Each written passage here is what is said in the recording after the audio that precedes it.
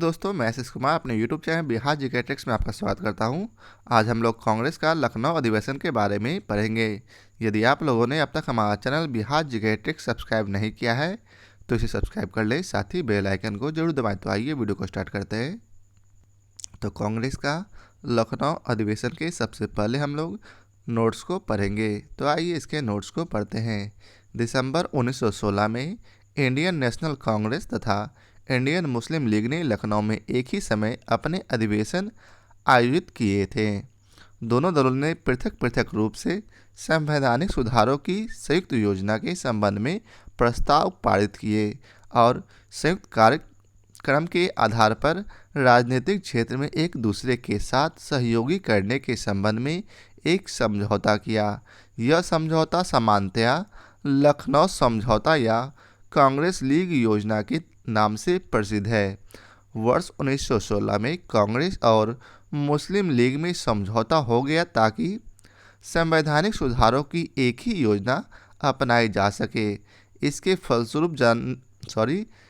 फलस्वरूप जारी 19 स्मरण पत्र में दोनों दलों के समकालीन राजनीतिक विचारों को साकार रूप दिया गया।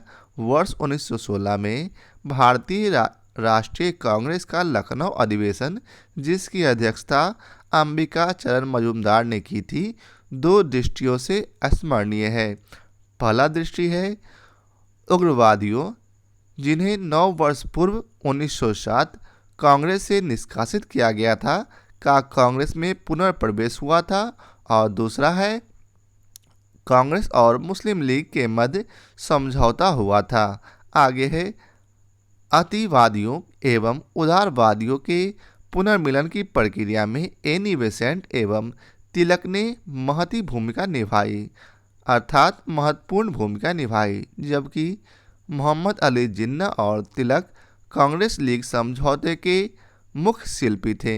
वर्ष 1916 से 1922 तक का काल इंडियन नेशनल कांग्रेस और मुस्लिम लीग के बीच मैत्रीय का काल था। लखनऊ समझौता केवल एक अस्थायी समझौता था। मुस्लिम लीग ने इस समझौते के बावजूद पृथक अस्तित्व बनाए रखा तथा वह मुसलमानों के लिए पृथक राजनीतिक अधिकारों की वकालत करती रही। आगे है वर्ष 1922 तक दोनों इस समझौते के अनुरूप मिलकर कार्य करते थे, किंतु असहयोग आंदोलन के साथ ही यह समझौता भंग हो गया और लीग ने पुनः अपना पुराना रास्ता पकड़ लिया। अब आइए चलते इसके प्रश्न को देखते हैं। तो पहला प्रश्न है, दिसंबर 1916 में इंडियन नेशनल कांग्रेस तथा इंडियन मुस्लिम लीग ने एक ही समय अपने अधिवेशन आयोजित किए थे, कहाँ? तो इसका उत्तर है सी, लखनऊ में।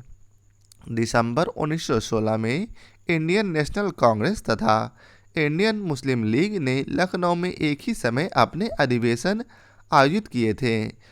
अंबिका चरण मजूमदार ने लखनऊ के इस कांग्रेस अधिवेशन की अध्यक्षता की थी। अब आइए चलते हैं अगले प्रश्न पर। तो अगला प्रश्न है, 1916 में भारतीय राष्ट्रीय कांग्रेस के लखनऊ अधिवेशन की अध्यक्षता की थी किसने? तो इसका उत्तर है डी, AC मजूमदार ने। अगला प्रश्न है, कांग्रेस और मुस्लिम लीग के बीच प्रसिद्ध लखनऊ समझौते पर हस्ताक्षर हुआ था कब? तो इसका उत्तर है डी, 1916 में। वर्ष 1916 में कांग्रेस और मुस्लिम लीग में समझौता हो गया ताकि संवैधानिक सुधारों की एक ही योजना अपनाई जा सके। इसके फलस्वरूप जारी 19 स्मरण पत्र में दोनों दलों के समकालीन राजनीतिक विचारों को साकार रूप दिया गया था। अब आइए चलते हैं अगले प्रश्न पर। तो अगला प्रश्न है, अतिवादियों एवं उदारवादियों के पुनर्मिलन की प्रक्रिया में प्रमुख शिल्पी निम्नलिखित में से कौन था? तो इसका उत्तर है ए, अर्थात एनी बेसेंट। वर्ष 1916 में भारतीय राष्ट्रीय कांग्रेस का लखनऊ अधिवेशन, जिसकी अध्यक्षता अंबिका चरण मजूमदार ने की थी, दो दृष्टियों से स्मरणीय था। प्रथम, उग्रवादियों, जिन्हें 9 वर्ष पूर्व कांग्रेस से निष्कासित किया गया था, का कांग्रेस में पुनर्प्रवेश हुआ था। और द्वितीय है कांग्रेस और मुस्लिम लीग के मध्य समझौता हुआ था। अतिवादियों एवं उदारवादियों के पुनर्मिलन की प्रक्रिया में एनी बेसेंट एवं तिलक ने महती भूमिका निभाई, जबकि मोहम्मद अली जिन्ना और तिलक कांग्रेस लीग समझौते के मुख्य शिल्पी थे।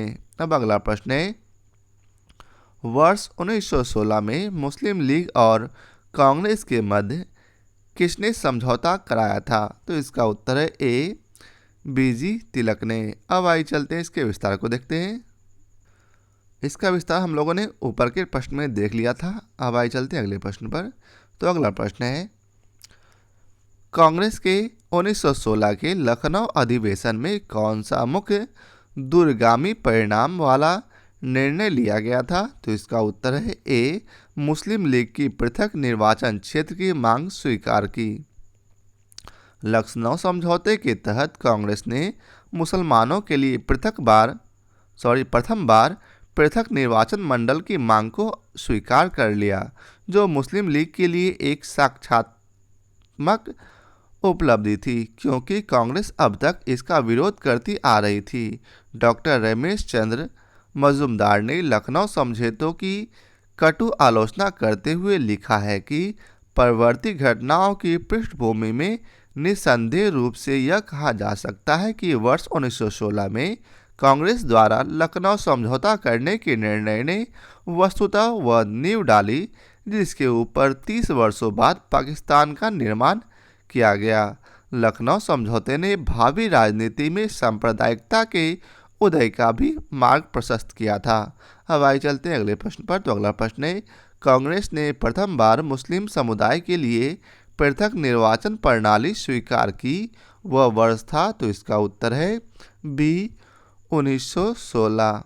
अगला प्रश्न है, इंडियन नेशनल कांग्रेस और मुस्लिम लीग के बीच समझौते का काल क्या था? तो इसका उत्तर है बी 1916 से 1922। वर्ष 1916 से 1922 तक का काल इंडियन नेशनल कांग्रेस और मुस्लिम लीग के बीच मैत्रेय का काल था। लखनऊ समझौता केवल एक अस्थायी समझौता था। मुस्लिम लीग ने इस समझौते के बावजूद पृथक अस्तित्व बनाए रखा तथा वह मुसलमानों के लिए पृथक राजनीतिक अधिकारों की वकालत करती रही। वर्ष 1922 तक दोनों इस समझौते के अनुरूप मिलकर कार्य करते रहे, किंतु असहयोग आंदोलन के साथ ही यह समझौता भंग हो गया और लीग ने पुनः अपना पुराना रास्ता पकड़ लिया। अब आइए चलते हैं अगले प्रश्न पर। तो अगला प्रश्न है, निम्नलिखित में से कौन 1916 के लखनऊ के कांग्रेस अधिवेशन के विषय में असत्य है? तो इसका उत्तर है ए अर्थात अंबिका चरण मजुमदार ने इसकी अध्यक्षता नहीं की थी। यही गलत है, बाकी सभी सही है। अब आइए चलते हैं इसके विस्तार को पढ़ते हैं। वर्ष 1916 के लखनऊ के कांग्रेस अधिवेशन में तिलक को पुनः कांग्रेस में शामिल कर लिया गया। अध्यक्ष अंबिका चरण मजुमदार ने कहा, 10 वर्षों के दुखद अलगाव तथा गलतफहमी के कारण बेवजह के विवादों में भटकने के बाद भारतीय राष्ट्रीय दल के दोनों खेमों अर्थात उदारवादियों एवं उग्रवादियों ने अब यह महसूस किया है कि अलगाव उनकी पराजय है और एकता उनकी जीत। जब भाई भाई फिर मिल गए हैं, कांग्रेस के लखनऊ अधिवेशन में ही महात्मा गांधी से राजकुमार शुक्ल की मुलाकात हुई थी, जिन्होंने उन्हें चंपारण के किसानों की समस्याओं से अवगत कराया। अतः विकल्प ए का कथन असत्य है, जबकि बी और सी के कथन सही है। अगला प्रश्न है, निम्नलिखित भारतीय राष्ट्रीय कांग्रेस के किस अधिवेशन में महात्मा गांधी को चंपारण के किसानों की समस्याओं से अवगत कराया गया था? तो इसका उत्तर है डी लखनऊ अधिवेशन 1916। तो ये आज के वीडियो का आखिरी प्रश्न था। आशा करता हूँ आप लोगों को हमारा यह वीडियो पसंद आया हो। यदि आप लोगों को हमारा यह वीडियो पसंद आया हो तो इसे लाइक और शेयर जरूर करें। फिर मिलते हैं नए चैप्टर होम रूल लीग आंदोलन के साथ। आज के लिए बहुत बहुत धन्यवाद।